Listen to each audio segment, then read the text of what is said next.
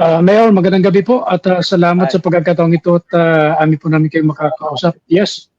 yes po, magandang gabi po, sir. Hello. Hello, Mayor. Yes. Ay, magandang gabi Narinig po, niyo po ako, sir. Mayor? Yes po, narinig ko po kayo. I can hear you clearly.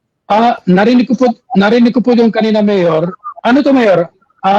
Talagang hindi po ba siya itutuloy? Dahil nakita po natin parang lumalabas dito sa maraming komento, palpak daw yung proyektong ito. Sa tingin po ninyo po ba, ito po ay parang ang dating nito, nasasayang lang yung pondo ng gobyerno kung hindi ito Ay, matutuloy, no?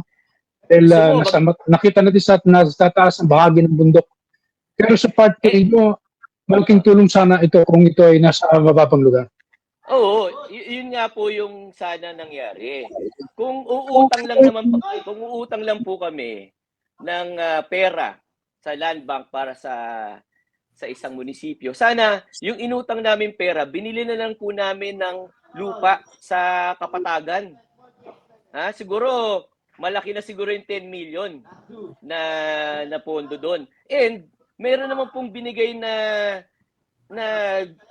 libreng munisipyo ang DPWH from the national government. Binigyan na kami.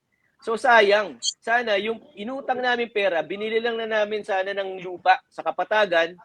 Siguro malaki na siguro 5 million pesos. Baka isang hektarya na yun eh. So kasyang-kasya na siguro po yung itatayong munisipyo ng DPWH. At sa tingin ko naman, miski magpa-plebisito po tayo ngayon sa buong Bulanay, miski magpa-survey po tayo, wala pong mag-agree o makakagusto na doon ang magiging munisipyo po ng bayan. Yun ang i-assure ko po sa inyo.